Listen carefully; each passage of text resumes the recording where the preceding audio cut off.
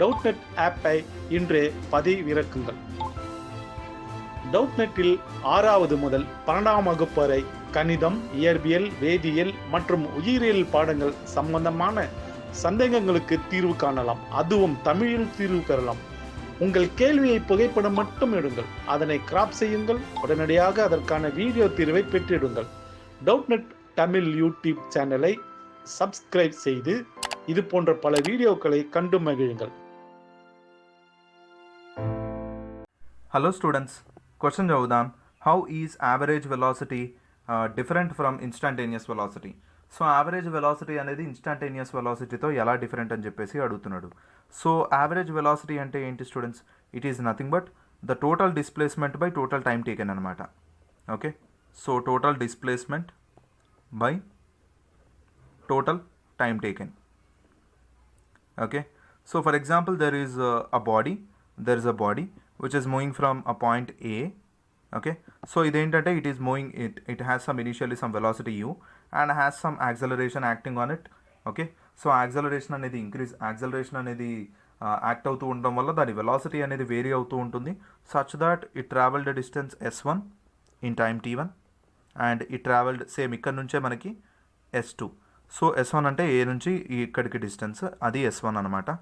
And మనకి s2 అంటే nothing but నాకు ఇక్కడ నుంచి entire distance s2. So overall time taken వచ్చేసి t2.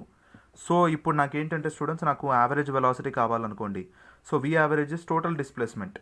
ఓకే, నాకేం కావాలి? Average between this two points కావాలి.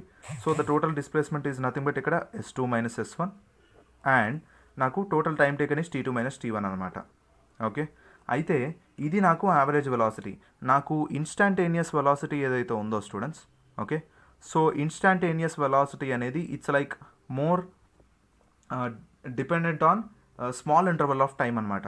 సో ఫర్ ఎగ్జాంపుల్ నాకు ఈ పాత్లో there is a certain interval of say t2 minus t1 అనేది వెరీ లార్జ్ అనుకోండి, లైక్ 5 సెకండ్స్ అనుకోండి. There is a short interval of 0.2 seconds. So ఈ 0.2 సెకండ్స్ దగ్గర నాకు బాడీది వెలాసిటీ ఏదైతే ఉందో అది నాకు ఇన్స్టాంటేనియస్ వెలాసిటీ అనమాట. సో నాకు ఇన్స్టాంటేనియస్ వెలాసిటీ ఏదైతే ఉంటుందో that is nothing but the small displacement that is covered in that time by the small interval. Okay, so average velocity అనేది it is measured over a range. దానికి ఒక పెద్ద range కావాలి, ఆ రేంజ్లో displacement and velocity time taken కావాలి. So relative to two points అనమాట. So instantaneous velocity కూడా రిలేటివ్ టు 2 పాయింట్స్, బట్ ఏంటంటే for a small time interval అనమాట. ఇక్కడ డెల్టా టీ ఏదైతే ఉందో it is very small time interval.